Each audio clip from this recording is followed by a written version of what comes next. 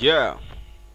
Naitwa Scott Beat is Touch hapa kutoka Safi Nation Music, ni producer halali wa Safi Nation Music na mmiliki halali wa Safi Nation Music. Lakini pia kama hujasubscribe channel yangu, subscribe channel yangu, like, share na kucomment. Kama hujawasha alama ya kengele, washa alama ya kengele ili kujipatia notification ambazo zinatoka kila siku, uwe mtu wa kwanza kupata. Okay, sasa leo tutaenda kuelekezana jinsi ya kufanya installation ya Cubase 14. Tutaenda kwenye 14 lakini inaenda kwenye 10, 11 na kuendelea. Yes. Okay, sasa mi file yangu ni hii hapa ya Cubase, lakini pia nimesha unzip ambayo ndio hii hapa. Nikifungua ndani itafungua kama hivi. Okay, kuna introduction wenyewe umeshakuandikia hapa tayari. Hii hapa download the latest from Steinberg website. Okay.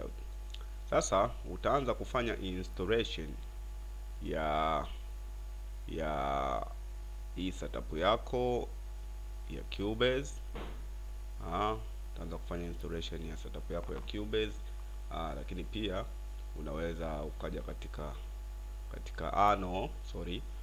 uta installation hii setup yako ya Cubase, lakini utakuja installation Steinberg Media Bay. Utafanya installation ya Steinberg Activation Manager, na cha tatu utafanya installation ya Library Manager.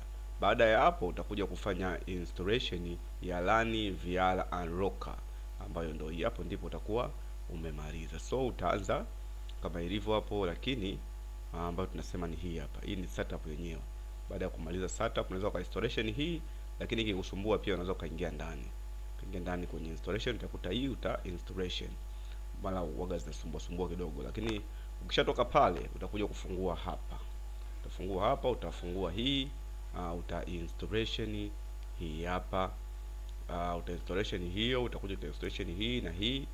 Ukimaliza utakuja kufanya Activation Manager Unlocker. Ukishamaliza hapo unaweza tu ukaifungua Cubase yako. Asante. Kama hujasubscribe channel yangu, uwe subscribe. Kupata plugin mpya za studio, kama una tatizo ni check tu WhatsApp kwa 0710 13 65 29. Bye bye.